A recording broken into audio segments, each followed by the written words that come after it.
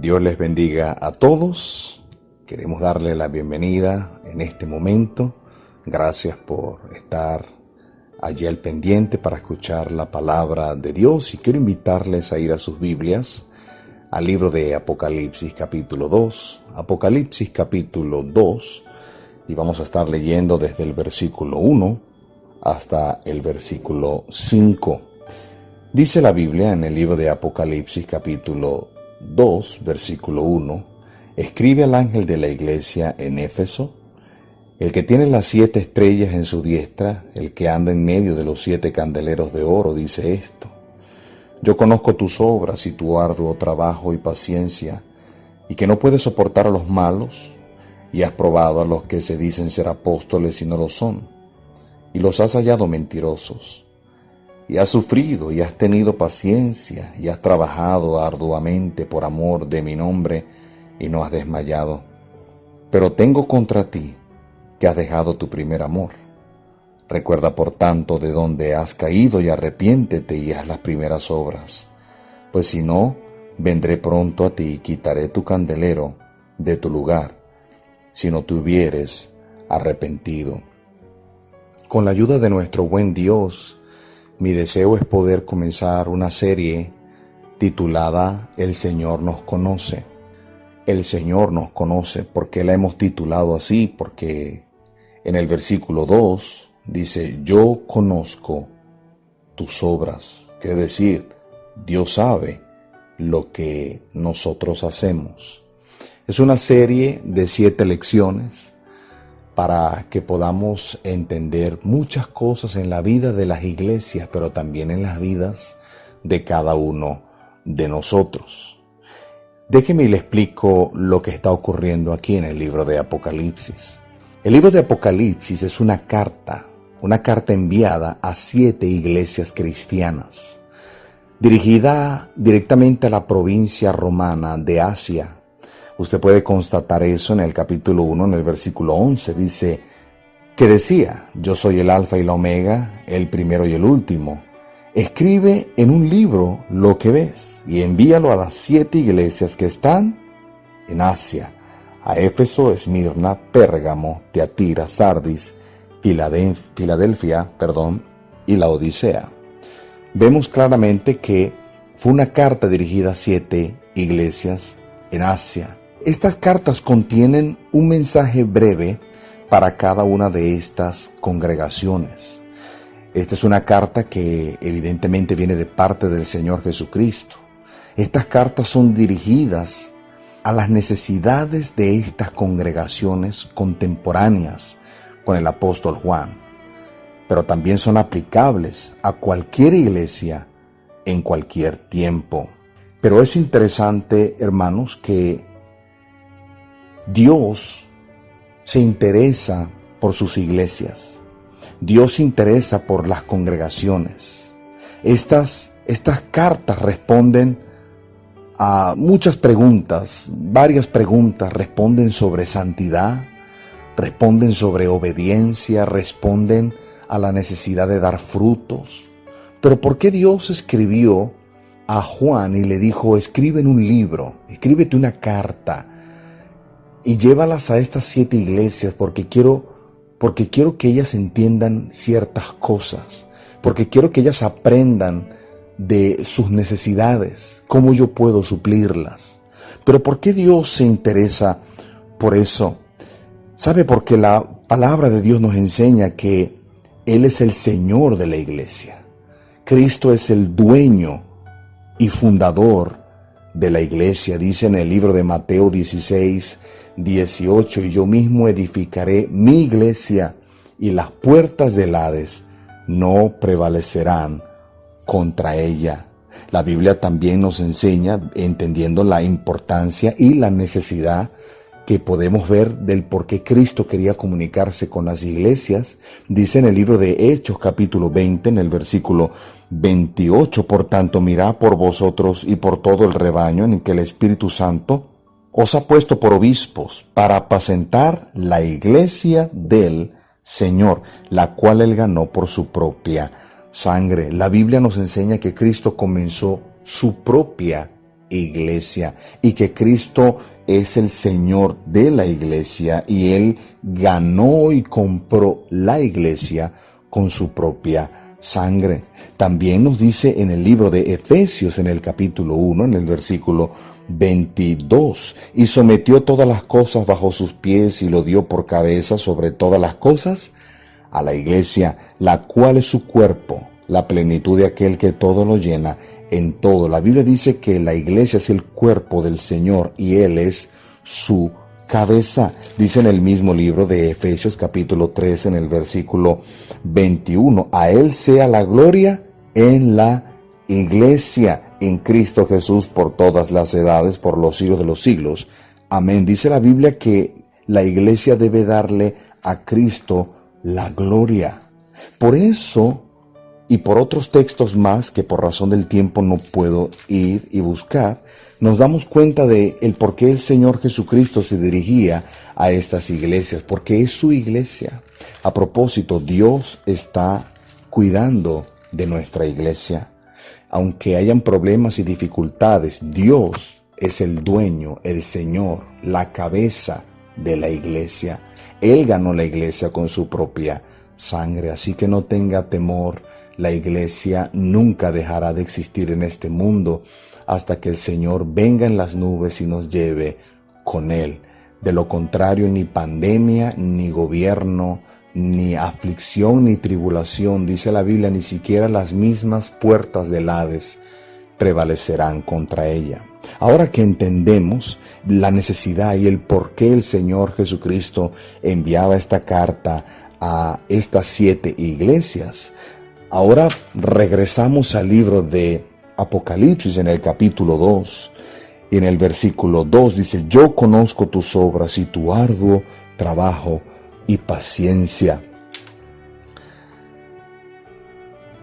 que no puedes soportar a los malos y has probado a los que se dicen ser apóstoles y no lo son y los has hallado mentiroso. Dice en el versículo 1 también: escribe al ángel de la iglesia, ¿en dónde? En Éfeso. La primera carta fue enviada a una región llamada Éfeso. Quiere decir que la primera iglesia que encontramos es la iglesia de Éfeso. La primera iglesia que vemos aquí entonces es Éfeso. Éfeso era la capital de Asia Menor. La iglesia de Éfeso fue fundada por el apóstol Pablo en su tercer viaje misionero. Eso podemos constatarlo en el libro de Hechos, capítulo 18, en el versículo 8. Hechos 18, versículo 8, dice la Biblia: y Crispo, el principal de la sinagoga, creyó en el Señor con toda su casa, y muchos de los corintios, oyendo que creían, eran bautizados. Versículo 9. Entonces el Señor dijo a Pablo en visión de noche: no temas, sino habla y no calles, porque yo estoy contigo, y ninguno podrá sobre ti su mano para hacerte mal, porque yo tengo mucho pueblo en esta ciudad. La Biblia nos está enseñando aquí que el apóstol Pablo estaba en las regiones de Éfeso para plantar la iglesia de Éfeso. Se dice de Éfeso en el libro de Apocalipsis que ellos eran una tremenda iglesia.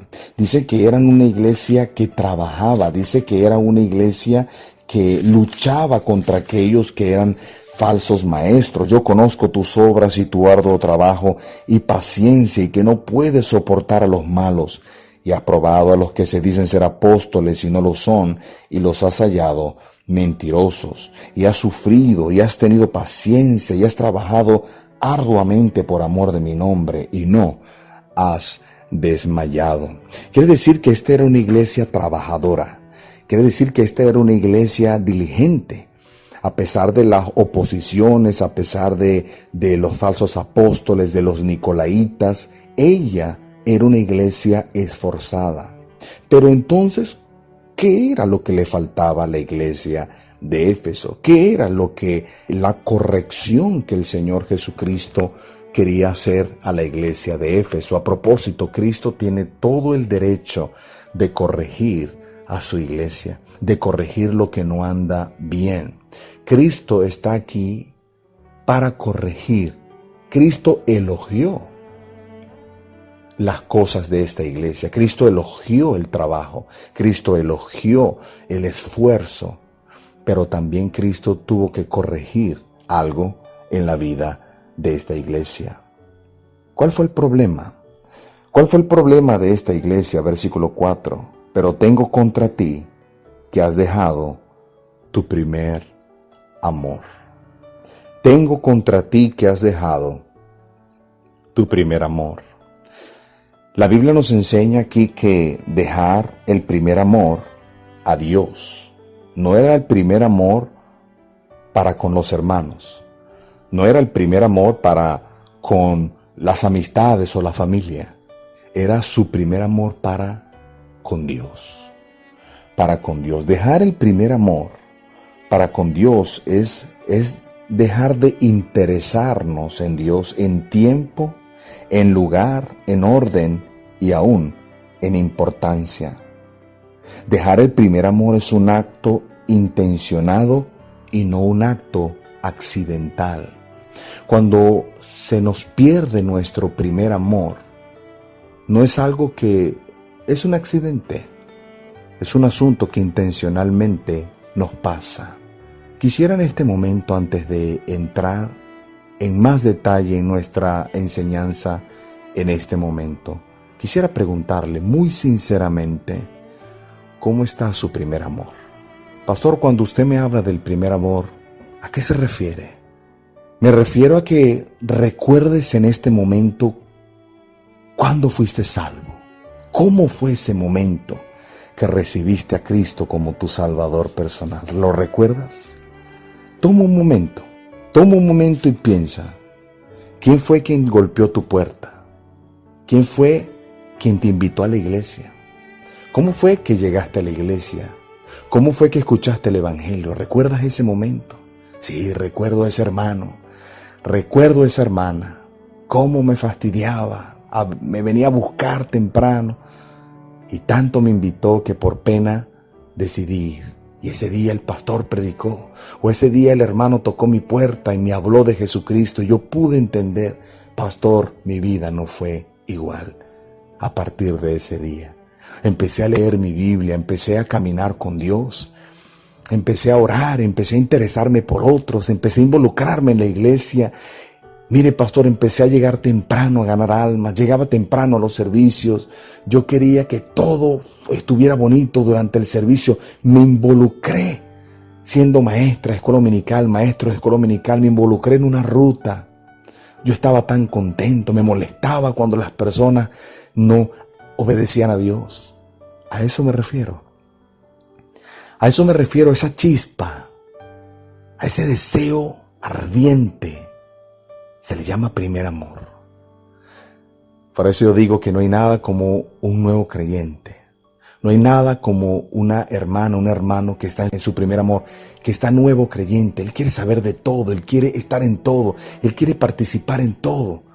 Cuando alguien hace algo malo, eso no lo detiene, quiere seguir adelante. Él quiere hacer todo. Por eso le pregunto, ¿cómo está su primer amor? La respuesta sería entonces, ¿cómo vive ahora su vida? ¿Será que hoy en día usted es igualito de como usted era cuando recibió a Jesucristo? ¿Puede comparar su vida antes con ahora? ¿Hay diferencia? ¿Puede decir usted hoy, no soy tan entregado hoy como lo era antes? No soy tan fervoroso, tan fervorosa hoy como lo era antes. Entonces quiere decir que muy tristemente, posiblemente ha perdido su primer amor. Yo no estoy diciendo que usted no ame a Dios y que no quiera servirle. Es que ahora el buen Dios ya no ocupa ese momento, ese pensamiento, ese lugar. Ocurrió no un accidente, sino algo intencional en su vida. Dice la Biblia en el libro de Santiago, capítulo 4, versículo 4, dice, oh almas adúlteras, ¿no sabéis que la amistad del mundo es enemistad contra Dios? Cualquiera pues que quiera ser amigo del mundo se constituye enemigo de Dios. Versículo 5. ¿Pensáis que la Escritura dice en vano, el Espíritu que Él ha hecho morar en nosotros nos anhela celosamente? Quiero que sepa una cosa, querido oyente. No es una cosa vana perder el amor. No es una cosa vana perder el primer amor. La Biblia nos enseña aquí que el Espíritu Santo que vive dentro de nosotros nos anhela en una manera grande. Él no quiere que usted siga trabajando en pro de perder su primer amor. Dice la Biblia en el libro de Juan capítulo 14, en el versículo 21, el que tiene mis mandamientos y los guarda, este es el que me ama. Y el que me ama será amado por mi Padre, y yo le amaré y me manifestaré a él. ¿Sabe cuál es una de las evidencias de nuestro primer amor? De que siempre amamos los mandamientos de Dios y los guardamos. Dice también en el libro de Mateo, en el capítulo 22, en el versículo 37, Jesús le dijo: amarás al Señor tu Dios con todo tu corazón y con toda tu alma y con toda tu mente. La Biblia nos enseña de que es posible que nuestro primer amor se nos enfríe, se nos pierda, se nos congele. Pablo alabó el amor de los efesios por el Señor en el libro de Efesios, en el capítulo 1, en el versículo 15. Dice la Biblia: por esta causa también yo, habiendo oído de vuestra fe en el Señor Jesús y de vuestro amor para con todos los santos. Pablo elogiaba. Cuando Pablo comenzó esta iglesia en Hechos 18, esta iglesia de Éfeso en Asia, Pablo está aquí diciéndoles: yo sé que ustedes aman al Señor. Pero ahora en el libro de Apocalipsis, 35 años después, encontramos que ya el amor de esta iglesia en Éfeso ya no era la misma. 35 años después ya no eran los mismos. ¿Por qué? Quizás ellos dejaron su primer amor porque dejaron de ver la seriedad del pecado. Cuando éramos nuevos creyentes, cuando estábamos en nuestro primer amor, pecar era algo muy feo, pecar era algo horrible. Andábamos, como dijo una vez alguien, nosotros los cristianos somos mineros. Trabajamos en minas de carbón, pero vestidos de blanco. Eso quiere decir que si usted trabajara en una mina de carbón vestido de blanco, debería tener cuidado para no mancharse, ¿cierto? Así éramos cuando éramos nuevos creyentes. Pecar, decir eso, escuchar esa mala música, mirar esa novela, eso era... Pero luego, ¿qué nos pasó? Ocurrió algo en nuestras vidas. 35 años pasaron para que ellos quizás ya no vieran el pecado con la seriedad que lo veían antes. Quizás ellos perdieron el entusiasmo por el perdón que habían recibido. Cuando recibimos a Cristo, enseguida sentimos que el Señor nos perdonó, y es como cuando uno tiene un dolor de muela y te duele mucho y luego te la sacan y sientes un alivio. Así es cuando uno recibe a Cristo, uno se siente el peso del pecado y la condenación y la ira de Dios sobre uno, pero luego cuando Cristo nos salva, cuando ponemos nuestra fe en la persona y la obra de Jesucristo en la cruz y reconocemos que somos pecadores y que solo Cristo nos puede perdonar por fe, por gracia, solo la sangre de Jesucristo nos puede lavar y redimir de nuestros pecados, y le invitamos a entrar en nuestro corazón y lo recibimos como nuestro Salvador personal, ahora sentimos que Él nos perdona y sentimos un alivio. Pero pareciera que después que pasan los años, no sé qué nos pasa, se nos olvida lo que el Señor hizo, o se nos olvida la importancia que tuvo en aquel momento y que debería seguir teniendo en nuestras vidas. ¿Qué le pasó a los efesios? En los inicios, hermanos, escúcheme por favor, en nuestros inicios caminando con el Señor, podíamos tener mucho entusiasmo, mucho servicio, sin necesidad de mucho conocimiento. Pero ahora, quizás tenemos mucho conocimiento, pero quizás ya no tenemos mucho servicio, ni mucho entusiasmo. ¿Cómo está su servicio? ¿Cómo está su entusiasmo para con el Señor? Suenan otra vez las palabras de la Biblia en el libro de Hebreos, capítulo 10, versículo 32. Dice la Biblia, pero trae a la memoria los días pasados, en los cuales después de haber sido iluminado, sostuviste gran combate de padecimiento. Recuerda, trae a la memoria que cuando fuiste iluminado, cuando fuiste salvo, tuviste problemas. Por una parte, ciertamente, vituperios y tribulaciones, fuiste hechos espectáculo, y por otra, llegaste a ser compañero de los que estaban en una situación semejante. Porque de los presos también os compadeciste, y el despojo de vuestros bienes sufristeis con gozo, sabiendo que tenéis en vosotros una mejor y perdurable herencia en los cielos. No perdáis pues vuestra confianza, que tiene grande galardón. ¿Qué nos pasó? ¿Qué le pasó a la iglesia de Éfeso?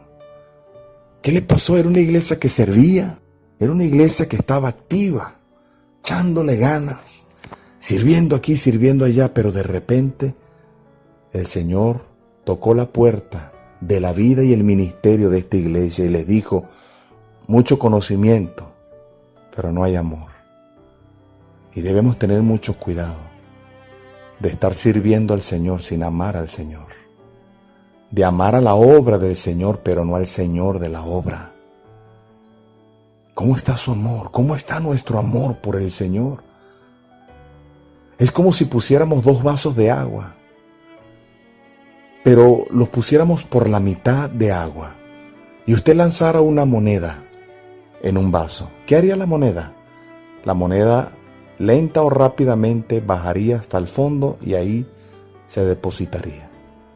Pero pusiéramos en el otro vaso, lanzáramos una pastilla de Alka-Seltzer. ¿Qué haría la pastilla?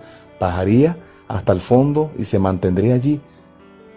Quizás, pero no estaría quieta, estaría efervescente, haciendo burbujas, haciendo algo. ¿Cómo está nuestro amor? ¿Nuestro amor está así, efervescente? ¿O nuestro amor está como esa moneda, ineficaz, inerte, en el fondo del vaso? Hay 4 cosas que el Señor demandó de la iglesia en Éfeso. La primera la encontramos allá en el capítulo 2 de Apocalipsis. Dice la Biblia en el versículo 4: pero tengo contra ti que has dejado tu primer amor, tu primer impacto, ese primer impacto en tu vida y en tu corazón. Lo dejaste. ¿Qué es lo que Dios le dice a esta iglesia? A propósito, ¿puede recuperarse el primer amor? Claro que sí. Por eso el Señor trae esta carta, para ayudarles a ellos a recuperar ese primer amor. La primera cosa es el recuerdo. Dice: recuerda por tanto de dónde has caído. Recuerda de dónde caíste. ¿Cuándo comenzó eso de ser mecánico en su vida? ¿Cuándo comenzó eso de ser una vida religiosa? ¿Cuándo pasó de efervescente a ser una moneda inerte? ¿Cuándo pasó de lo caliente a lo frío? ¿Cuándo pasó de lo activo a lo rutinario? De lo normal y de lo fresco pasó a ser algo mecánico.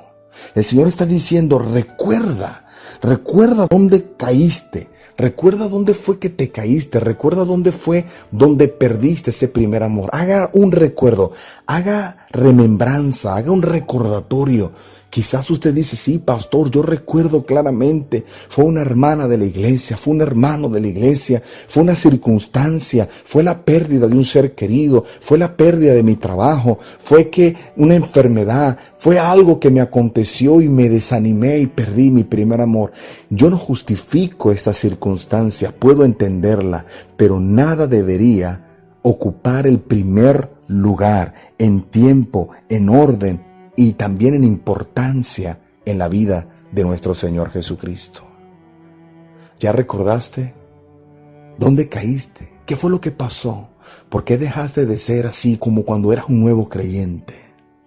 Tenemos que recordarlo. Una vez que lo recordamos, y créame, usted puede recordarlo, el Espíritu Santo de Dios va a ayudarle a recordar. Número 2, recuerda por tanto de dónde has caído, y luego dice: arrepiéntete. Número 1, tiene que haber un recuerdo. Número 2, tiene que haber un arrepentimiento. Esto trae una idea de rechazar y de renunciar cualquier pecado que nos esté separando de Dios. Cualquier cosa que haya hecho, nos haya hecho caer y nos haya hecho separar de Dios y nos haya enfriado nuestro amor por Dios, en este momento debe haber un arrepentimiento. La palabra arrepentimiento es un cambio de dirección que nos lleva a vivir una vida diferente. No se trata de que hoy usted tenga pena y vergüenza y que usted tenga remordimiento, no. Es un arrepentimiento de caer en convicción de que lo que me pasó no debió pasar. Y este arrepentimiento me lleva en una dirección diferente, opuesta a la que yo estaba llevando, contrario a Dios. Número 1, debe haber un recuerdo. Número 2, debe haber arrepentimiento, arrepintiéndonos de cualquier pecado. Número 3, dice, recuerda por tanto de dónde has caído y arrepiéntete. Y luego dice, y haz las primeras obras. Y haz las primeras obras. Habla de un regreso. Regresar es volver a hacer las mismas obras que hacía antes. O sea, esas cosas que me caracterizaban cuando yo tenía mi primer amor. Lo que te caracterizó cuando tú tenías tu primer amor, ¿recuerda? Sí, pastor, ya lo recuerdo. Es comenzar a hacer esas cosas otra vez. Voy a volver a meterme en la ruta. Voy a volver a abrir las puertas de mi casa para una célula, un estudio bíblico. Voy a entrar otra vez al instituto. Voy a ponerme fiel a ir a la iglesia, a leer mi Biblia, a orar. Voy a ponerme a ganar almas. Voy a empezar a dar mis diezmos, mis ofrendas. Voy a apoyar a la obra misionera. Voy a empezar a caminar con Dios. Voy a vivir en santidad. Voy a buscar a quién voy a discipular, en quién puedo reproducirme espiritualmente. Eran características que teníamos cuando teníamos nuestro primer amor. Y no menos importante, dice, recuerda por tanto de dónde has caído y arrepiéntete y haz las primeras obras, pues si no, vendré pronto a ti y quitaré tu candelero de su lugar si no te hubieres arrepentido. Y número 4, la advertencia de Dios. ¿Qué nos advierte Dios? Dios dice, tienes que recordar de dónde caíste. Tienes que arrepentirte y debes comenzar otra vez a servirme. Y si aún así no quieres hacerlo, yo voy a venir a tu vida y voy a quitar. Recuerda que está hablando de una iglesia. Que Cristo quite el candelero de una iglesia. El candelero habla de la influencia, de la capacidad que una iglesia tiene de poder manifestar a Cristo en su sociedad y en el mundo. Cristo da esa capacidad, Cristo da esa influencia.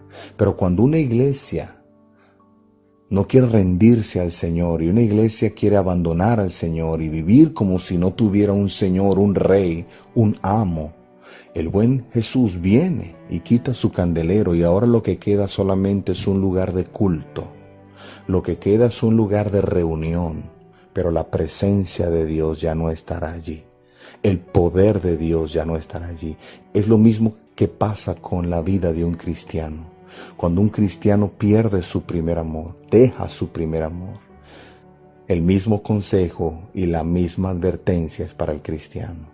Hay cristianos hoy en día que viven sus vidas como zombies, como sonámbulos, sin presencia de Dios, sin el poder de Dios. Le hago una pregunta. ¿Cómo está su amor hacia Dios? Si en este momento usted tuviera que arreglar con Dios y decir, Señor, hoy hablaste en mi vida y mi amor no está como antes.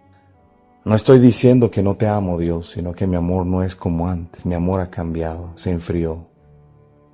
¿Qué me lo enfrió? Solamente usted lo sabe y Dios. Pero no se quede así. Le animo en el nombre del Señor Jesucristo. Yo le animo a que hoy usted recuerde de dónde cayó y que usted se arrepienta y que usted vuelva otra vez a hacer las cosas que antes hacía y hasta mejor. Porque si no, el buen Dios tiene todo el derecho de dejarnos sin una influencia en este mundo. Y para usted que aún no conoce a Jesucristo, hoy usted puede experimentar el amor de Dios. El amor de Dios puede experimentarlo mirando a ese Cristo en el Calvario. La expresión más grande del amor de Dios está en el Calvario, en la cruz. Cristo muriendo en su lugar, amigo, amiga. Cristo muriendo por usted, por mí, por toda la humanidad. Y la única manera de que experimentes ese amor es que hoy vengas y reconozcas que eres pecador y que sin Cristo estás perdido. Venga hoy, venga y pídele perdón a Cristo por sus pecados. Perdóname, Señor, dígaselo, perdóname. Reconozco que soy un pecador, hoy me arrepiento. Quiero invitarte a entrar en mi corazón y recibirte como mi Salvador personal. Lávame con tu sangre, Jesucristo. Entra en mi corazón, dame vida eterna. Y yo quiero que al morir, quiero irme a tu encuentro y quiero vivir para siempre contigo. Si usted se lo pide con toda su fe y todo su corazón, el buen Jesús le va a salvar y el buen Dios le va a perdonar y le va a llevar al cielo. Y espero, querido hermano, querida hermana, que me escuchaste hoy, que hoy tomes decisiones y que hoy decidas que tu amor por el Señor estará efervescente, estará activo, como el día en el que fuiste salvo. Quien le habló en esta noche, el pastor Níger Aparicio. No olvides que mucha Biblia no hace daño no leerla.